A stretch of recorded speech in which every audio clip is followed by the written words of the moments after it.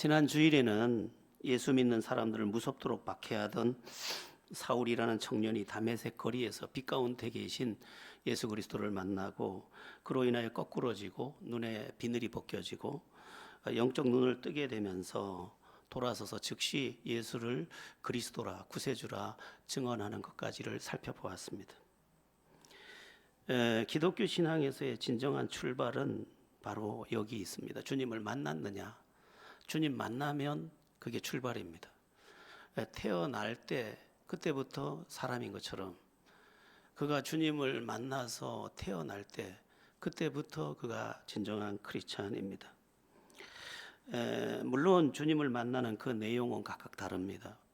사울처럼 이렇게 극적으로 만나는 경우도 있고, 어떤 사람은 그냥 교회를 다니는데 어느 날 자기가 보니까 내가 예수를 믿고 있고 내 안에 기쁨이 있고 내 안에 하나님 뜻대로 살려는 열망이 있고 그 다음에 내 안에서 변화가 일어나면서 내 손끝에, 내 입술에, 내 삶의 터전에 아름다움이 피어나는 것을 보게 됩니다. 주님이 만남과 동시에 내 안에 임하기 때문에 그 임한 주님께서 그러한 일들을 이루어내는 것입니다. 그래서 임팩트 있게 극적으로 만났던 아니면 계절이 오는 것처럼 조용히 만났던 만남이 있어야 합니다. 그렇지 않으면 종교인으로 남아있게 되고 사람 관계 또 종교적 신앙 이것 이상을 할 수 없습니다. 여러분 성당에 가도 다 김치같이 담그고 서로 사랑해요 다 하고 그들은 술도 먹으니까 막걸리 가지고 건배하고 다 합니다. 절에도 가면 지금 강원도 오대산 월정사 같은 데 가면 막 김장을 어마어마하게 합니다. 그리고 서로 막 부처님이 우리를 보호하사 뭐 이렇게 합니다. 그건 종교입니다. 주님을 만나야 됩니다. 그래야 그때부터는 종교가 아닙니다. 그때는 생명입니다. 그래서 조화가 아무리 화려해도 생명 없는 것은 그냥 물건일 뿐이지만 우리가 비록 부족해 보여도 예수가 들어간 사람 안에는 생명이 들어갔기 때문에 생명이 그 사람 안에서 여러 모양으로 피어나게 되어 있습니다.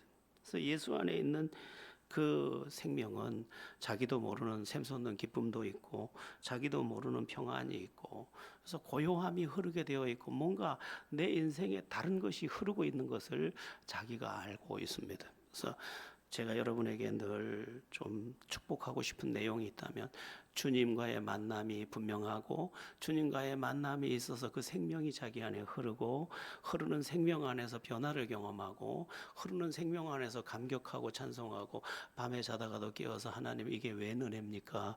그런 고백이 있는 그런 날마다의 신앙적 삶을 살아내는 우리 제자 가족들이 다 됐으면 좋겠습니다. 주님을 만난 사울은 이제 하나님의 사람이 되었고 동시에 전도자가 됐습니다. 우리도 사실 이렇게 돼야 합니다. 주님을 만나면 주님의 사람으로서의 삶이 시작됩니다. 사도행전 1장 8절에 보면 오직 성령이 너희에게 임하시면 조금 전에 다니가 외웠던 오직 성령이 너희에게 임하시면 너희가 권능을 받고 예루살렘과 온 유대와 사마리아 땅 끝까지 이르러 내 증인이 되리라 하시니라 한 말씀이 내 안에 들어와서 내가 전도자로 돌아서게 됩니다. 그리고 복음을 말하고 싶어지게 됩니다. 사실 전도뿐만이 아닙니다.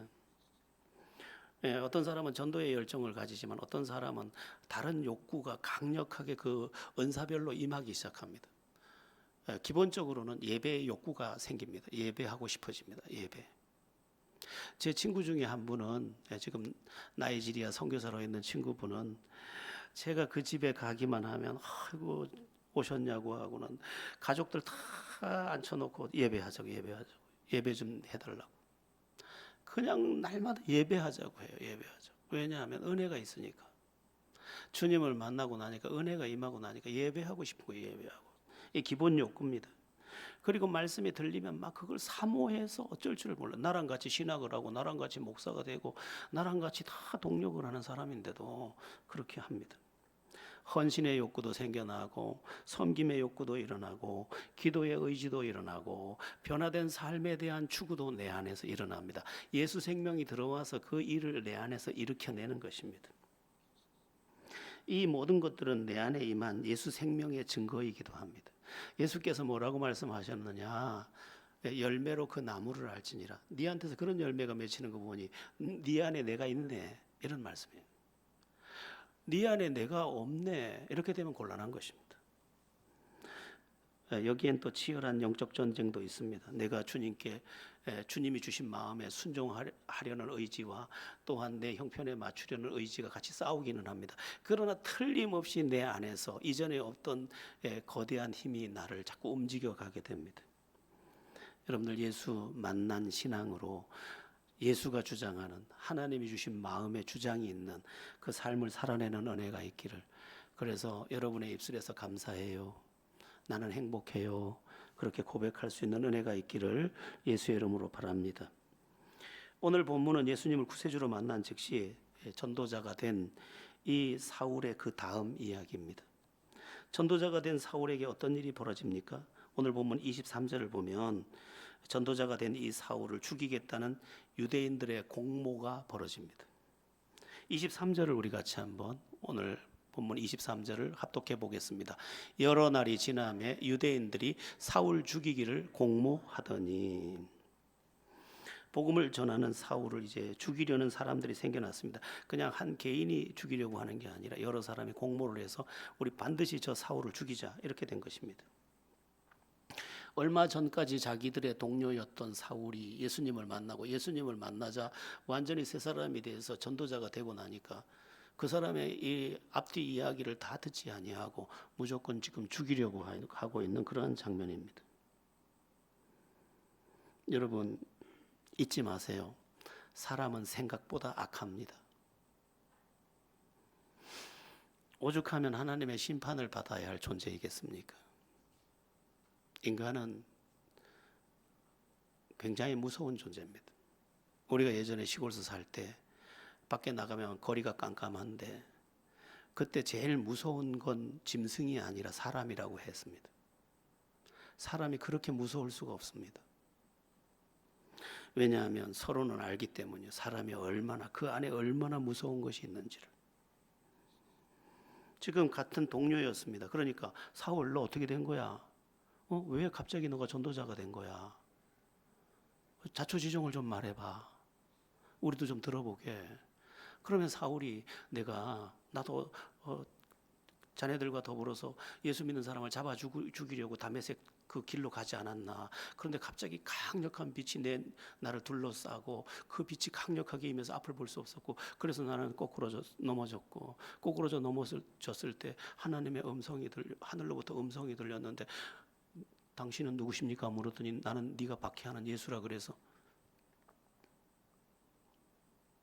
앞을 보지 못하고 식음을 전폐하고 있었는데 예수님께서 보냈다는 어떤 제자, 하나니아라는 제자가 와서 나에게 안수할 때 내 눈에서 비늘 같은 것이 벗겨지더니 다시 보게 되고, 내가 눈을 떴을 때 나는 다른 세상을 알게 되었네. 예수가 구세주라는 것을 알게 됐지. 이렇게 설명을 듣고, 아 그래? 우리가 박해하러 다니는 그 예수가 진짜 구세주가 맞는 것 아니야? 이렇게 접근해야 되는데, 전도자로 딱 돌아서서 전도하자마자 당장 팀을 꾸려서 죽이겠다고 지금 덤비고 있는 그러한 장면이죠. 이것은 인간의 악함을 말하는 동시에 인간의 어리석음을 말하고, 인간의 어리석음을 말하는 동시에 그 인간의 생각 배후에 죽이고 망하게 하는 마귀가 역사하고 있다는 이야기입니다. 여러분, 지금 타락한 이 시대 배후에 마귀가 역사하고 있습니다. 제가 어떻게 TV 채널을 이렇게 돌리다가 영어로 보니까 마마, MAMA라는 그 스페셜 장면이 쫙 나오더라고요. 그래서 스페셜이라고 써 있길래 봤어요. 잠깐 봤는데 보다가 깜짝 놀랐어요. 저쪽에 이제 그 사탄의 형상을 한 짐승의 모습이 나오고, 거기서 불이 이글거리고, 그리고 밑에서는 막 퍼포먼스를 하는데 거의 다 옷은 벗었고 그 형태가 짐승의 형태를 하고, 이 광란의 모습을 보면서 이것을 제작한 PD는 누구며 이 시대의 문화는 왜 이 사탄을 향하여 가고 있을까? 여러분, 문화라는 이런 배후에도 마귀가 있습니다. 그러니까 지금 사울이 얼마나 합리적인 사람이고 얼마나 지식인인지를 자기들이 먼저 알고 있지만 앞뒤 따지지 않고 자기들에게 뒤에서 부추기는 마귀의 부추김을 딱 받아서 죽이자. 이 문만 지키면 빠져나갈 데가 없다 해서 팀을 짜서 문을 지키고 있었던 것입니다. 여러분 잘 알아야 합니다. 우리의 악한 생각 배후에 우리가 느끼지 못하는 그 배후의 영이기 때문에 느끼지 못하지만 마귀가 우리의 생각과 감정을 주장하고 있습니다. 어떤 사람을 이렇게 보면 마귀가 주장하는 것을 모르고 있구나. 마귀가 어떤 때는 예배도 회방하고 그 사람의 생각을 회방합니다. 그리고 그 사람의 나쁜 감정을 자극하고 그 사람의 자기를 정당화하도록 악한 마귀가 꾀를 줍니다. 여러분 마귀라는 존재를 잘 알아야 합니다. 그래서 나쁜 생각이 딱 들거나 그러면 지난주에 말했듯이 예수의 이름으로 대적을 해야 됩니다. 한번 따라해 보겠습니다. 예수의 이름으로 명하노니 떠나가라. 예, 음란한 생각이 들어도 예수의 이름으로 명령하면 떠나갑니다. 그리하면 피하리라 되어 있기 때문입니다. 무섭습니다. 지금 사람 하나 무너뜨리는 거 우습지도 않습니다. 사울은 자기를 죽이려는 사람들의 공모를 이제 전해 듣게 되었고 그로 인해서 밤중에 광주리를 타고 이제 그 성벽을 벗어나게 됐다 이렇게 기록되어 있습니다. 이제 사울은 예루살렘으로 올라갑니다. 믿음의 본거지요 자기의 거처였던 지금 예루살렘으로 올라가게 됩니다. 그 예루살렘에 올라가서 자기가 예수님을 만나기 때문에 예수 믿는 제자들을 이제 찾아가서 자기들과 나와 교제하자고 교제의 악수를 청하는데 사람들이 그가 이전에 무서운 박해자였기 때문에 그를 두려워해서 교제를 거절합니다. 한번 26절 말씀인데 합독해 보겠습니다. 오늘 본문 26절입니다. 사울이 예루살렘에 가서 제자들을 사귀고자 하나 다 두려워하여 그가 제자됨을 믿지 아니하니. 여러분 우리가 누군가의 인정을 받는 것은 그리 쉬운 일이 아닙니다. 사람들이 저마다 자기를 인정해 달라고 하지만 그 사람이 인정을 받는다 그 쉬운 게 아닙니다. 그러니까 사울은 이전까지 박해자였기 때문에 더구나 그를 믿을 수가 없습니다. 인정해 줄 수가 없습니다. 여러분 인정해 달라고 너무 하지 마십시오. 그냥 하나님의 사람이 되십시오. 어느 날 하나님께서 알려주실 것입니다. 그런데 27절을 보면 돕는 손길이 나옵니다. 27절을 우리 같이 한번 합독해 보겠습니다. 바나바가 데리고 사도들에게 가서 그가 길에서 어떻게 주를 보았는지와 주께서 그에게 말씀하신 일과 다메섹에서 그가 어떻게 예수의 이름으로 담대히 말하였는지를 전하니라. 바나바라는 사람이 나타나서 사울을 도와주고 변호해 줍니다. 그리고 이 사울이라는 이 사람의 믿음이 진정한 것임을 지금 증명해 줍니다. 그로 인해서 사울이 이제 주님의 제자들과 비로소 교제를 할 수 있게 되었고 공동체의 인정을 받은 하나님의 사람으로 설 수 있게 됩니다. 여러분 누군가의 선한 역할이 중요합니다. 우리가 서로를 향하여 이와 같이 선한 역할을 해줘야 합니다. 참 사람 말이라는 게 이상합니다. 저 사람이 악하다고 하면 누군가의 들은 말을 듣고 그 사람이 악하다는 말을 들으면 악하다라는 이미지를 가지고 그를 보게 되는 것입니다. 이게 무서운 겁니다. 그래서 말이 사람을 죽이는 것입니다. 그 사람이 좋다라고 하면 좋다는 이미지로 그를 보면 그가 좋은 것입니다. 예전에 어떤 여집사가 있었습니다. 남편에게 많이 두들겨 맞는 여집사였습니다. 이 여집사는 모습도 이렇게 좀 장애가 있는 듯 그런 사람이었습니다. 너무 가여워서 그 사연을 구구절절 들을 수가 있었습니다. 남편이 자기를 얼마나 때리는지에 대해서, 그리고 자기가 조금 얼굴도 이그러져 있고 못 배웠다고 얼마나 무시하는지에 대해서 속속들이 들으면서 마음에 분이 차올랐습니다. 이렇게 나쁜 놈이 있을 수 있을까? 정말 악하구나. 그렇게 이제 이야기를 듣고 오랜 시간이 지난 후에 그 남편을 만나게 됐습니다. 그 남편을 보는데 보는 즉시 나쁜 놈이 오고 있구나. 이렇게 생각을 하고 있었는데 제가 목사니까 저한테 할 얘기가 있다고 좀 만날 수 있느냐고 해서 제가 시간을 내줬습니다. 그랬더니 엉엉 울면서 자기 이야기를 했습니다. 그 이야기를 2시간쯤 들었을 때 제가 알게 됐습니다. 아, 이야기는 한 편만 들으면 절대로 안 되는 것이구나. 심지어 이 여집사는 아이들을 얼마나 학대하고 때렸는지 접근 금지 가처분 신청까지 받아 있는 상태였습니다. 그러니까 이 사람의 말을 들으니까 이 사람이 맞아서 그 사람이 말해준 렌즈를 가지고 이 사람을 보느라고 제가 그만 오해의 눈을 가지고 있었던 것입니다. 그래서 제가 사실 이야기를 했습니다. 이런 이야기를 들었고 이렇게 해서 이렇게 오해를 했습니다. 여러분, 우리는 어떤 역할의 사람이어야 합니까? 바나바 같은 역할의 사람이어야 합니다. 바나바는 지금 며칠 전까지 박해져 있던 그를 지금 하나님의 사람으로 소개하고 있고 하나님의 사람으로 소개하여 누구든지 이 사울을 대할 때 하나님의 사람이라는 것을 인정하고 보도록 만들어 줬습니다. 그러자 사울의 인생이 이제 하나님의 일꾼으로의 길을 얻게 됩니다. 그리고 이 바나바의 도움을 통해서 일어선 이 사울이 여러분이 이제 이후에 사도행전 11장부터 보게 되겠지만 이 사울 앞에 기적의 역사가 나타나고 기독교 역사상 가장 위대한 한 인생이 태어나게 됩니다. 한번 물어보십시오. 여러분 자신에게. 여러분은 어떤 말을 하는 사람입니까? 돕는 말을 합니까? 해야 하는 말을 합니까? 여러분 때문에 사람이 살아납니까? 여러분 때문에 죽습니까? 여러분 때문에 살아나는 은혜가 있길 축원합니다. 남의 담을 헐지 말라. 뱀에게 물리리라고 성경이 말씀하고 있습니다. 헐면 안 됩니다. 자꾸 쌓아줘야 돼요.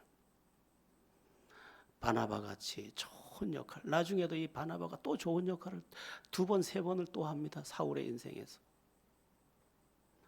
그래서 바울이 위대한가 바나바가 위대한가 그 비교할 수 없을 만큼 어마어마한 인생을 살아냅니다.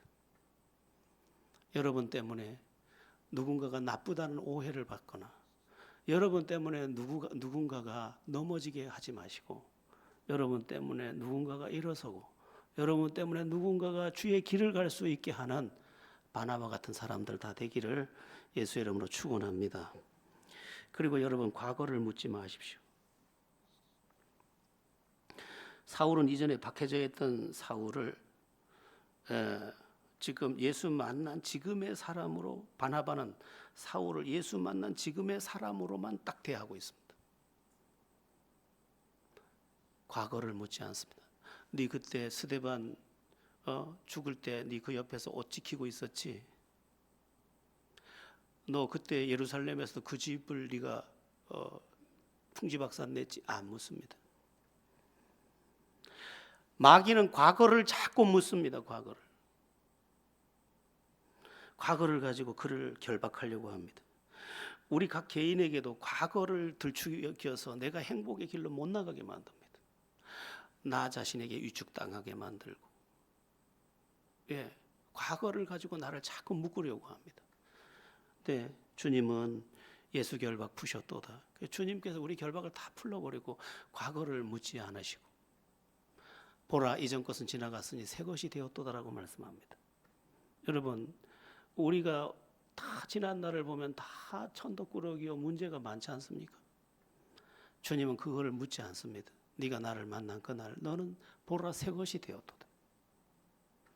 우리가 주님 안에서 서로 새 사람인 것을 인정하면서 그 캐캐묵은 이야기 그만하고 이제 좀 축복하고 이제 좀 그를 새 사람으로 인정해서 세워줄 수 있는 그런 하나님의 사람들이 다 되어야 할 것입니다.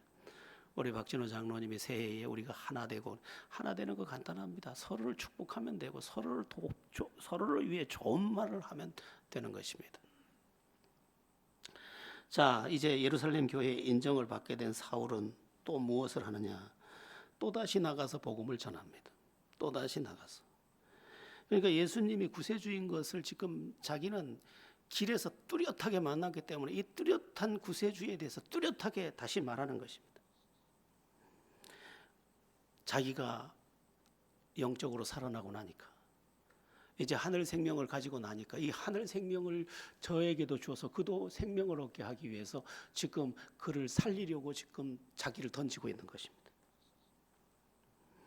그러면 예수님의 구세주 되심을 다시 선포한 그 결과가 뭡니까? 다시 죽음의 위협을 만난 것입니다. 28절 29절을 한번 읽어보겠습니다. 28절 29절 사울이 제자들과 함께 있어 예루살렘에 출입하며 또 주 예수의 이름으로 담대히 말하고 헬라파 유대인들과 함께 말하며 변론하니 그 사람들이 죽이려고 힘쓰거늘. 또 복음을 전했더니 또 이 바울을 죽이려고 합니다. 쉽지 않은 사명의 길을 보여주는 장면입니다. 복음만 전하며 죽이겠다고 덤벼드는 일을 지금 계속 만나고 있는 것입니다. 여러분, 우리라면 이럴 때 어떻게 할 것 같습니까? 말하면 죽이겠다니까 말을 해야 합니까? 말아야 됩니까?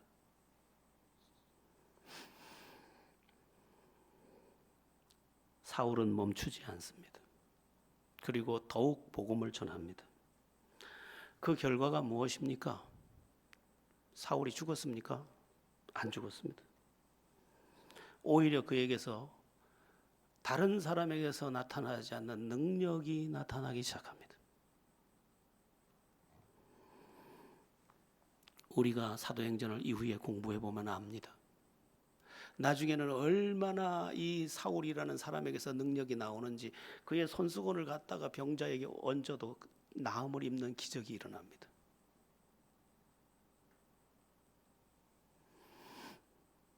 여러분, 우리 기억해야 될 게 있습니다. 하나님의 허락 없인 참새 한 마리도 땅에 떨어질 수 없다고 하셨습니다.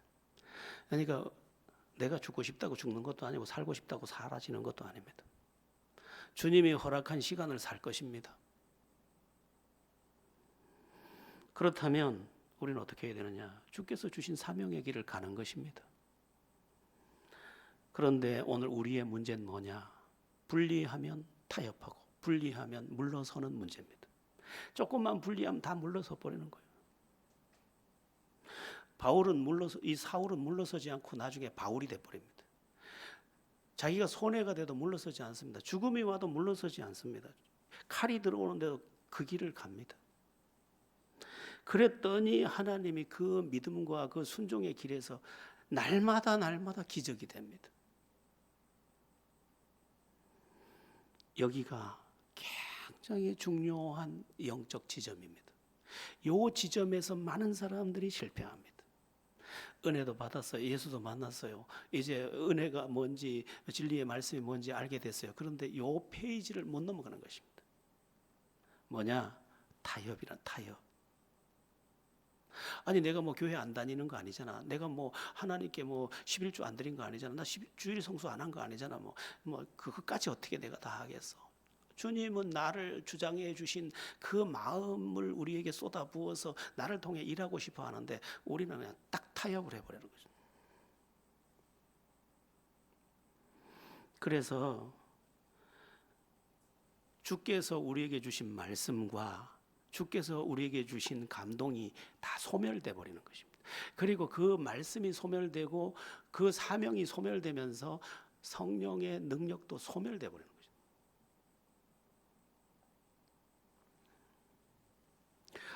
꽤 오래 전의 일입니다. 저희 집사람 큰언니가 참 요리를 잘합니다. 요리를 잘하는데 굉장히 우리가 어려웠던 시절, 5,000원, 6,000원짜리 생닭 사다가 끓여 먹을 때가 제일 몸보신하던 시절에 우리 집사람 큰언니가 내려와서 세상에 그거를 튀기더니 생닭을 튀기더니 그걸 깐풍기를 아주 맛있게 해줬습니다. 그래서 이 깐풍기가 까무러치도록 맛있게 그렇게 이제 온 우리 애들과 더불어서 먹었습니다. 허겁지겁 2마리나 튀겨줘가지고 우리가 잘 먹을 수 있었습니다. 너무 맛있어서 우리 처형 보고 그것 좀 우리 집사람한테 좀 가르쳐 주세요. 어떻게 하는지. 저희 집사람이 이렇게 적으면서 배웠습니다. 그래가지고 한 1년쯤 지났을까 집사람이 깐풍기를 했습니다. 역시나 맛있었습니다. 그 맛이 그대로 났습니다. 와, 깐풍기가 이렇게 맛있다니. 그랬는데 한 1년쯤 지났을 때 내가 깐풍기 한 번만 해보죠. 그랬더니 깐풍기를 했습니다. 깐풍기가 진짜 맛이 없었습니다. 그래서 제가 물어봤습니다. 여보, 왜 이렇게 깐풍기가 맛이 없어? 당신 솜씨를 체크하려는 건 아니고. 그랬더니 씨 웃으면서 저한테 이렇게 말해줬습니다. 재료가 없어서 그냥 있는 거 가지고 한 거야.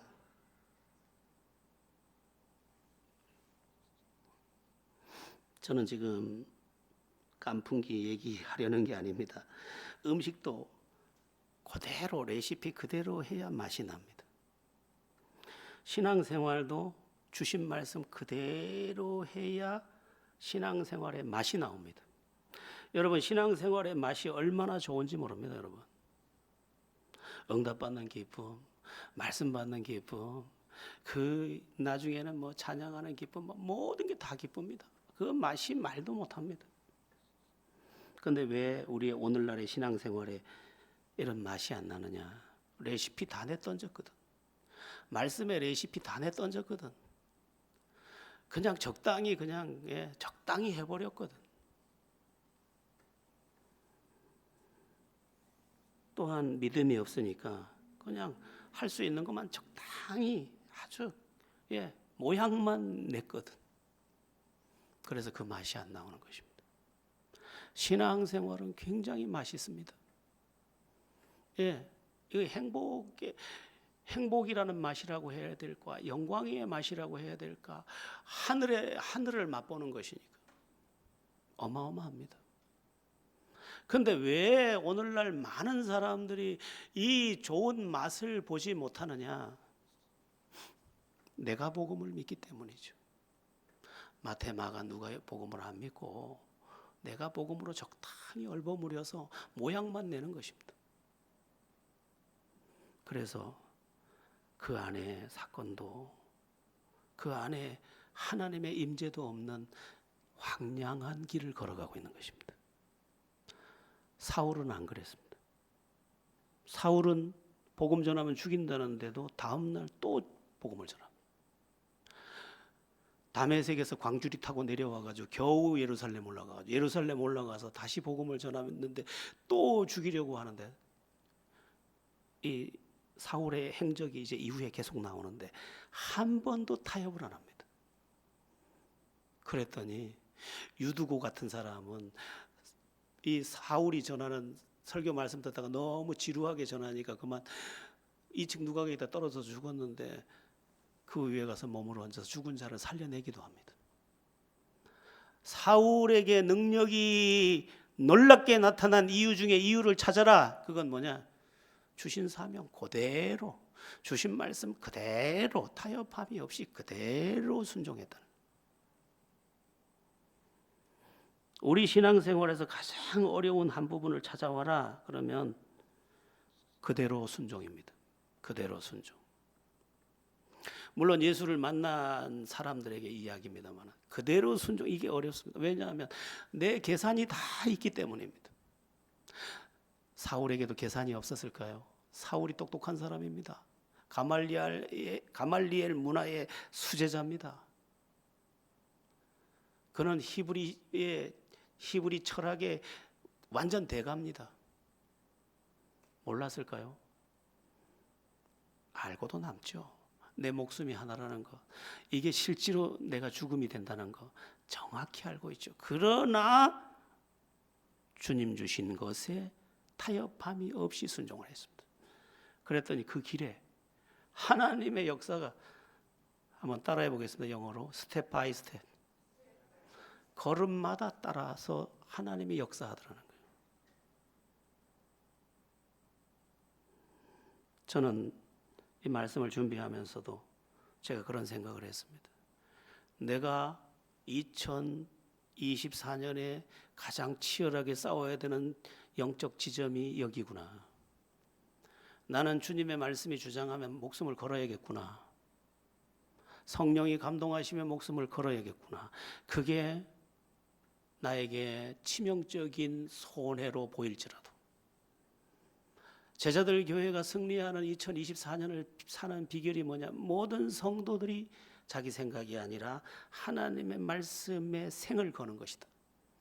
그러면 불가능한데, 그건 누가 봐도 불가능한데, 그건 누가 봐도 안 되는 일인데 하나님이 그 가운데 일하시더라는 거예요. 기적 이야기 간단합니다. 순종의 기적 이야기는 성경에 빼곡합니다. 여리고가 언제 무너집니까? 하나님 말씀 그대로 이해가 안 되지만 순종할 때 무너지고, 요단강 언제 갈라집니까? 이해가 안 돼도 그 말씀 그대로 순종할 때 갈라지고. 나만이 어떻게 나병을 그 문둥병에서 고침받습니까? 이해가 안 되지만 그대로 순종할 때 그대로 우리 모두 타협함이 없이 올해는 말씀을 붙잡고 말씀을 살아내는 새해. 그래도 사울은 나중에 바울로 변해서 하나님의 때까지 죽지 않습니다. 당신에게 기약됐던 디모데 후서까지 다 마치고 주의 부르심을 받습니다. 제가 죽고 싶다고 죽어지겠습니까? 여러분, 제가 살고 싶다고 사라지겠습니까? 주님의 시간표 안에 있을 뿐입니다. 우리 모두 담대하게 올 한 해는 말씀 붙잡고 승리하는 그런 은혜가 있기를 바랍니다. 제가 이제 2024년을 만나면서 하나님의 말씀에 대한 강력한 도전을 받았다고 했는데, 말씀 운동의 핵심 요소는 크게 4가지입니다. 읽기, 듣기, 배우기, 묵상하기, 그 다음 행하기. 제가 묵상에 대한 이야기를 잠시만 하겠습니다. 여러분, 이게 왜 물컵입니까? 왜 물컵이죠? 물이 담겨서 물컵이에요. 술을 담으면 뭔 컵입니까? 술컵입니다. 그럼 한 번만 더 물어보겠습니다. 꿀이 담겼으면 꿀컵입니다. 말씀이 담겨 있으면 말씀의 사람입니다. 죄가 담겨 있으면 죄인이에요. 여호와의 율법을 주야로 묵상하는 자가 복이 있다고 하는 이유, 내 안에 진리를 담고 있기 때문이에요. 그리고 생명을 담고 있기 때문에 그 생명이 복을 부르는 것입니다. 그래서 하루에 짧은 말씀을 묵상해라 하는 이유가, 그 한 구절을 붙잡고 여기다가 되새김질을 하면 근심도 못 들어오고 미움도 못 들어오고 죄악도 못 들어오고, 그리고 내가 말씀의 사람이 되어 있기 때문에 말씀이 일하는 것을 보게 될 것이기 때문에 말씀 묵상해라. 그 길면 못 읽을까 봐 자르고 잘라가지고 한 움큼 쥐어주는 거, 이것도 못 봤냐, 이것도 그 이야기를 하는 것입니다. 그 다음에는 행하는 겁니다. 묵상되거나 들려진 말씀이 있거나 성령께서 주시는 감동이 있는 것에 그냥 그대로 순종하는 겁니다. 우리는 나 자신에게 너무 많이 순종하면서 여기까지 왔습니다. 병든 자아의 나에게 너무 순종하다 보니 병든 인생이 계속 펼쳐져 왔습니다. 이제는 청산해야 합니다. 우리의 계절이 얼마 남지 않았습니다. 이제는 내 생각 그만, 그 뒤틀린 내 인생의 내 경영 이제 그만. 선하고 빛되고 옳고 영광되고 빛되고 영원한 축복되는 그분이 나를 움직여가게 해야 합니다. 제자들 교회가 그렇게 모두 승리하는 은혜가 있기를 축원합니다. 오늘 마지막 말씀 31절입니다. 우리 31절을 합독해 보겠습니다. 그리하여 온 유대와 갈릴리와 사마리아 교회가 평안하여 든든히 서가고 주를 경외함과 성령의 위로로 진행하여 수가 더 많아지니라. 그리하여, 이 말은 이러한 영적 사건들이 일어나고, 사울이라는 사람이 주님을 만나서 변화되는 일이 일어나고, 아나니아가 가서 안수할 때 눈을 뜨는 일이 일어나고, 죽여도 포기하지 않고 복음 전하는 일이 일어나고, 예전에 그 흉악하던 사람과 이 사도들이 서로 교제할 수 있는 거룩한 영적인 그 모든 공동체가 만들어지자, 그 말이 그리하여 네 가지 사건이 일어나대. 첫 번째, 교회가 평안하여. 교회가 평안하더라는 거예요. 여러분, 생명 있는 교회는 평안해야 합니다. 평안해야 돼. 그냥 여기 들어오면 고요해야 돼. 그래서 뭔가가 고요가 차올라야 돼. 우리 교회가 평안하게 되기를 축원합니다. 그래서 여러분들이 근심 속에 왔지만 그 평안한 속에 들어가서 같이 평안을 누리는 그런 은혜를 누려야 합니다. 그 다음에 든든히 서가고, 이제 막 기둥이 세워지고 석가래가 선 집처럼 요동함이 없이 딱 중심이 잡히더라는 거예요. 여러분, 교회는 흔들림이 없어야 합니다. 교회는 다 기둥이 온전히 서서 꼿꼿한 것처럼. 그러니까 성령이 역사하죠. 이 옛사람이 죽고 새 사람이 막 일어서지요.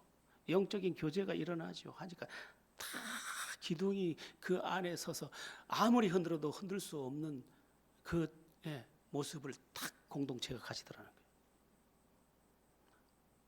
여러분, 지금 코로나 이후에 교회마다 많이 흔들리고 있습니다. 저는 용납하지 않을 겁니다. 저는 밥 먹으러 온 사람이 아니기 때문에 바른 신앙과 바른 교회가 아니면 난 무조건 아닙니다. 여러분도 알다시피 합병했다가 합병이 깨질 때 저를 협박한 사람이 있습니다. 이렇게 하면은 교회가 깨지고, 이렇게 하면 진 목사 목회 못해. 저를 부른 사람이 저한테 그렇게 이야기했습니다.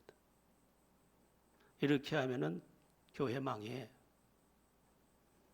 그래서 제가 그분에게 딱 눈을 반듯하게 뜨고 말했습니다. 교회가 아닌 건 망하는 게 맞습니다. 교회가 아닌 건 망해야 됩니다. 깜짝 놀라더라고요. 교회가 아닌데 뭐해? 괴물이지. 들어와서 싸우고 나가면서 싸우고 새벽 기도하는 거 방해하고 사람들 이간질하고, 이게 뭐야 이게? 그 제가 교회가 아니면 망해야 됩니다. 나요? 목사님, 그분이 목사님, 나요? 나 살려고 온 사람 아니에요. 나중에 장례식에서 만났는데 저한테 사과를 하더만요. 여러분, 교회가 든든히 서가도록 여러분 역할을 하십시오. 그 다음에 이 교회가 주를 경외함과 성령의 일호로 진행되어 가더래요. 온 교회가 주를 얼마나 높이는지, 주님만 높이는 거예요. 주님만 높이. 온 교회가 주님을 영화롭게 하고, 뭐 자기가 수고하고도 다 영광을 주님께 자꾸 올려드리는 거죠. 그러니까 아름답죠. 집사님 어떻게 그렇게까지 헌신을? 아니에요. 주님이 하셨죠. 제가 하나님 영광 가리겠다 그만 말씀하세요. 영광을 주님께만 계속 끊임없이 돌리는. 그러면서 성령의 위로가 온 교회를 덮는 거예요. 성령이 한 사람 한 사람을 막 만져주는 거죠. 그 다음에 수가 더 많아지니라. 이제 숫자적인 성장이 같이 오면서 교회가 거대한 이제 영적 물결을 이루어 가더라는 것입니다. 여러분, 얼마나 사무치도록 그리운 모습입니까? 이제 말씀을 마칩니다. 제가 오늘 설교 제목을 죽이려는 사람들과 살리려는 사람 이렇게 했습니다. 한편에서는 죽이려고 했지만 이 사울과 교회 공동체는 세상을 살리려고 하고 있었습니다. 그리고 타협하지 않았습니다. 그러자 하나님께서 놀라운 교회를 선물로 주셨는데 그 교회가 31절처럼 평안하고 든든하고 주를 경외하고 성령의 위로가 나타나고 수가 더해지면서 거대한 영광의 행진이 펼쳐지게 되었습니다. 여러분, 또 하나의 교회는 필요하지 않습니다. 제가 교회를 처음 개척할 때 주님께 물었습니다. 하나님, 눈 떠서 보면 골목 저편도 교회고 상가도 교회고 교회 아닌 곳이 없이 교회가 빼곡한데 저까지도 교회를 하나 개척을 해서 세워서 십자가를 꼽아야 합니까? 이렇게 많은데 나 살자고 며칠을 물었습니다. 주님이 저에게, 제가 감림산 가서 금식 기도할 때 저에게 말씀해 주셨습니다. 교회 좀 이런 더듬는 듯한 마음이 제게 왔습니다. 또 하나의 교회는 필요치 않다. 그러나 내 앞에 진실한 교회는 아직 턱없이 부족하다. 이게 제가 받은 마음입니다. 그래서 개척을 할 수 있는 길이 열리자 바로 그냥 묻지도 따지지도 않고 바로 시작했다. 아직 신학대학원 1학년밖에 안 된 학생이 개척을 시작한 겁니다. 또 하나의 교회는 더 이상 필요 없다. 그러나 하나님 앞에 진정한 교회는 턱없이 부족하다는 거예요. 그러면 내가 해야지. 여러분, 지금도 그 마음 똑같습니다. 또 하나의 교회가 무슨 의미가 있습니까? 하나님이 기뻐하는, 하나님이 정말 자랑하고 싶은 한 교회가 필요할 뿐입니다. 우리는 2024년에 이제 새 시작을 오늘로부터 비롯했습니다. 52주간의 걸음을 걸어갈 것입니다. 그런데 우리가 만일 다시 인간적인 존재가 된다면, 또 타협한다면, 또 심지어 마귀의 역사를 허락한다면 우리는 아무 일도 보지 못할 것입니다. 그러나 타협함이 없이 주의 말씀을 따라 반듯하게 간다면 하나님의 역사는 오늘부터 시작될 것입니다. 우리 모두, 저들이 우리를 죽이려 할지라도 우리는 세상을 살립시다. 주께서 놀라운 은혜로 우리와 함께 하실 것입니다. 잘 깨닫기를 예수의 이름으로 바랍니다.